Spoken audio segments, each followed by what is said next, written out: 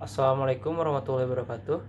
Perkenalkan, nama saya Rafli Juniawan dari Fakultas Ekonomi Manajemen dengan nomor urut NPM 190316271. Di sini saya akan menjelaskan tentang judul penelitian saya, pengaruh probabilitas dan leverage terhadap agresivitas pajak, studi empiris pada perusahaan sektor pertambangan yang terdaftar di Bursa Efek Indonesia periode 2016 sampai 2018. Pertama adalah latar belakang.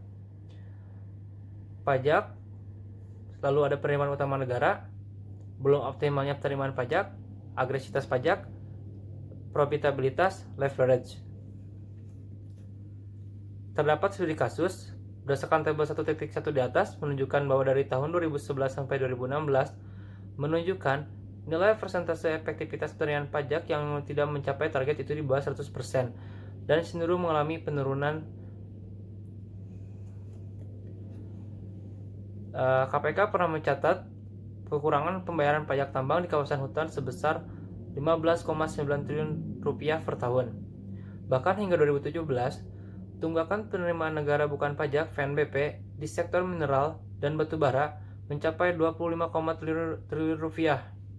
Data dari Kementerian Keuangan menunjukkan tax ratio yang dikontribusikan dari sektor pertambangan mineral dan batu bara pada 2016 hanya sebesar 3,9%, sementara tax ratio nasional pada 2016 sebesar 10,4%. Rendahnya tax ratio tersebut tidak bisa dilepaskan dari permasalahan penghindaran pajak oleh pelaku industri batubara. Lembaga Prakarsa mencatat adanya aliran keuangan gelap batubara dari aktivitas ekspor sebesar 62,4 miliar US dollar. Dari nilai tersebut, sekitar 41,8 miliar US dollar berupa aliran keuangan gelap yang keluar dari Indonesia dan 20,6 miliar US dollar berupa arus keuangan gelap yang masuk ke Indonesia. Beberapa masalah dari kasus tersebut contohnya seperti pada Adaro Energi yang bisa kita lihat dari sini. Sebuah laporan internasional mengungkapkan perusahaan yang dipimpin Gabri Baldi Thohir itu melakukan penggelapan pajak anak usahanya lewat perusahaan Corporate Service Internasional Singapura. Adaro dikabarkan telah mengalihkan keuntungan dari batu bara yang ditambang di Indonesia, hal ini untuk menghindari pajak Indonesia. Corporate Service Internasional membayar 125 juta USD atau lebih sedikit dari yang seharusnya dilakukan Indonesia.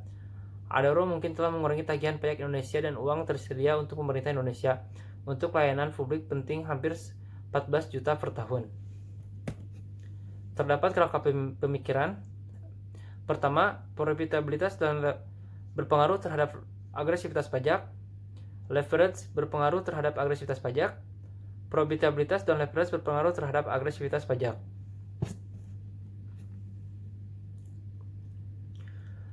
Selanjutnya ada metode penelitian.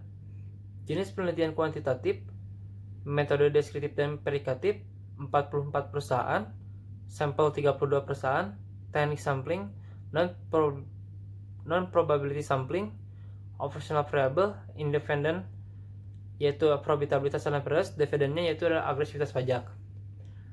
Metode analisis data, statistik deskriptif, uji asumsi klasik, regresi linear berganda, pengujian hipotesis, uji T dan uji F, uji koefisien determinasi. Terdapat uji normalitas di sini yang bisa kita lihat dari tabel sini. Selanjutnya ada multikoneritas. Berdasarkan tabel di atas menunjukkan nilai toleransi dari masing-masing periode independen menunjukkan nilai lebih dari 0,1 dan nilai VF menunjukkan nilai kurang dari 10. Oleh karena itu dapat disimpulkan bahwa tidak ada gejala multikoneritas antara variabel independen.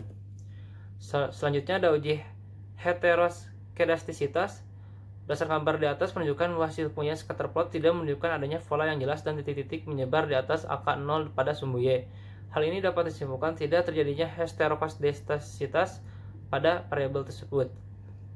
Selanjutnya ada uji autokorelasi.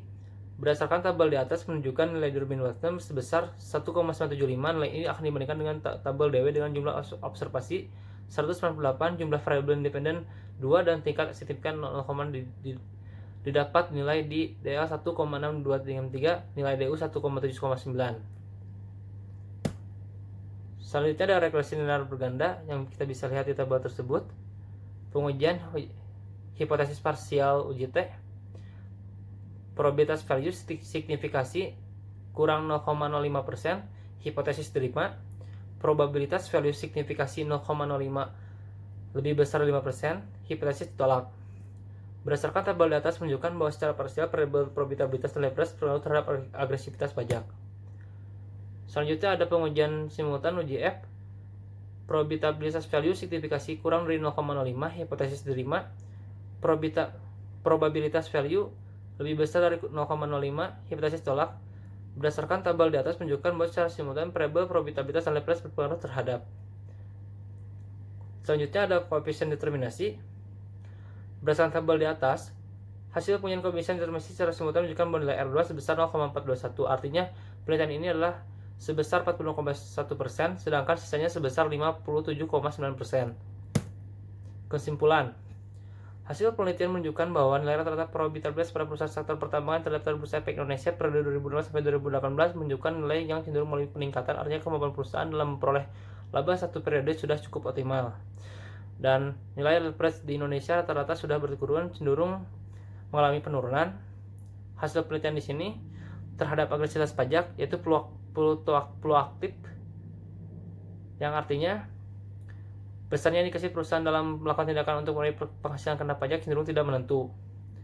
Hasil penelitian di sini secara simultan menunjukkan bahwa probabilitas nilai LPRES berpengaruh terhadap agresivitas pajak. Sekian dari penelitian saya. Assalamualaikum warahmatullahi wabarakatuh.